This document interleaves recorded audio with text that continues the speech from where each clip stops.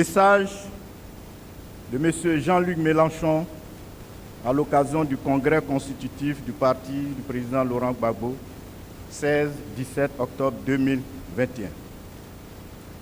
Merci au président Laurent Gbagbo de son invitation à votre congrès constitutif.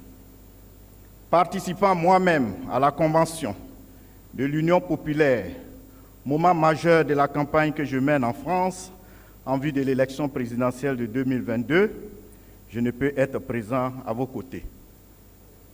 Mais je tiens à vous adresser ce message de soutien. En effet, nous partageons certains objectifs décisifs. Votre priorité pour la lutte pour la souveraineté politique et économique des peuples face à l'autoritarisme néolibéral nous parle directement. Elle est une condition du renouvellement des relations d'égal à égal entre la France et les pays de l'Afrique francophone notamment. C'est pourquoi j'ai avancé la proposition d'une francophonie des peuples comme nouvelle formule de relations entre nos nations. Les années passées ont montré la sagesse avec laquelle vous avez pu faire face aux injustices. C'est une chance pour votre pays.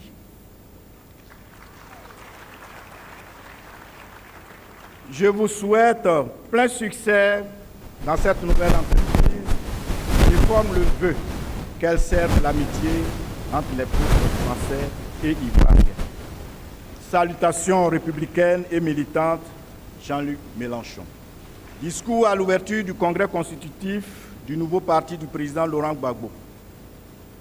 Ivoirienne, Ivoiriens, honorables représentants des partis nationalistes de Côte d'Ivoire, distinguées personnalités dans vos rangs, grades et qualités respectifs, Mesdames et Messieurs, chers amis, commençons par invoquer la paix sur le pays de la Kwara. Ces moments-ci apparaissent comme des célébrations de la démocratie en référence à un passé récent fait de tourments et de turpitudes.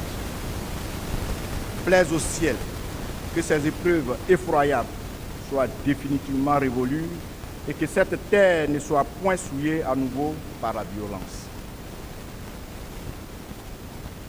Il me plaît, à mon tour, de témoigner de la considération à mon frère et ami, le président Laurent Gbagbo, pour l'invitation à ce rendez-vous de la liberté. La liberté est l'expression du peuple noir. Recevez en retour ma gratitude pour le soutien que vos amis et vous-même m'avez témoigné lors du décès de mon épouse, Madame Rosine Vieira Soglo. Cette femme admirable aurait été à mes côtés, ici parmi vous, si la Providence n'avait pas décidé de mettre fin à son pèlerinage terrestre. Dors en paix, ma tendre épouse. Mais je suis de l'avis du célèbre poète Birago Diop qu'en Afrique, les morts ne sont pas morts. En observant le président Laurent Gbagbo, il me rappelle un autre illustre compatriote africain, Jomo Kenyatta, qui, il y a moins d'un siècle, avait décidé d'affronter ceux qui ont fait vœu de nous maintenir en servitude, s'accaparant nos terres, réprimant toute révolte dans le sang, soumettant les nôtres aux travaux forcés, pillant nos ressources naturelles sans retenue. Toutes ces années se sont écoulées et pourtant nous avons l'impression d'une redondance des malheurs. Sauf que cette fois-ci, la jeunesse africaine est plus qu'éveillée, plus informée et plus aguerrie. J'ai envie de lui dire, encore une fois, où qu'elle se trouve, sur le continent ou dans la diaspora, que nous allons résolument vers la terre promise. Je revois encore Jomo Kenyatta, le javelot flamboyant, se servir de l'instrument d'aliénation de l'époque, c'est-à-dire la Bible, pour confondre l'oppresseur. le pasteur Martin Luther King ne tenait pas un autre discours. Jomo Kenyatta a rappelé aux colons que son propre Dieu a révélé dans les évangiles qu'il était du côté des opprimés. Pourtant, ils sont venus sur nos terres tuer, vandaliser, piller. Jomo Kenyatta est allé étudier dans leur école, chez eux en Europe, en Russie, à Londres. Il a connu sa première noce fertile avec une de leurs filles avant de retourner au bercail pour conduire son peuple comme Moïse, conduisant le peuple élu jusqu'à la terre promise. Excellence, Monsieur le Président Gbagbo, vous aussi, vous avez fait la prison. Vous avez étudié chez eux. Vous avez connu des noces avec l'une des leurs. Vous avez été déportés, jugés, et vous êtes revenus rassembler les vôtres pour les amener vers leur destin.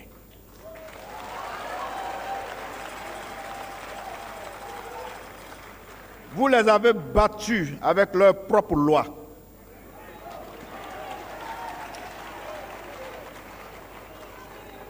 Vous les avez battus avec leur propre loi, comme votre illustre aîné, Kenyatta. Vous avez fait la démonstration que ce ne sont pas leurs seuls géniteurs qui font des enfants intelligents.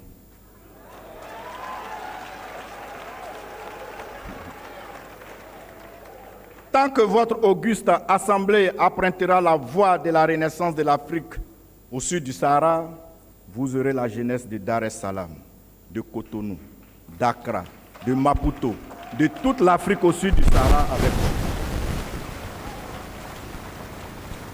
Car certains dans le nord du continent continuent de nous attribuer du nom de kafir, c'est-à-dire esclaves, comme on le faisait jadis en Europe au Moyen-Âge, pour les Russes, les Polonais, les Yougoslaves, etc.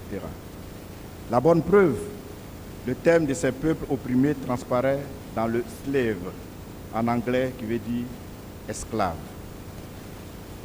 Qui oserait utiliser aujourd'hui ce terme en face de Poutine, de Staline, qui a cassé la machine de guerre nazie à Stalingrad, de Lénine qui a pulvérisé la famille impériale russe, d'Alexandre le Grand qui a fait de Saint-Pétersbourg une Versailles plus belle que l'original, de Catherine de Russie, d'Ivan Terim, de Poutine, pour ne citer que ceux-là.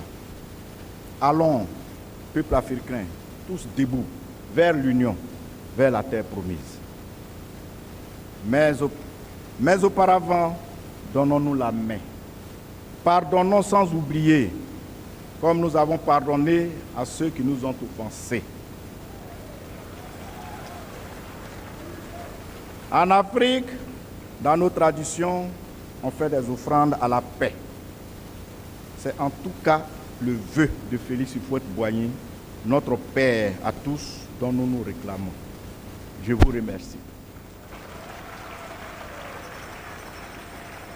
Signé Nistefor Dieudonné Seglo, ancien président de la République, ancien maire de la ville de Cotonou. Merci de votre attention.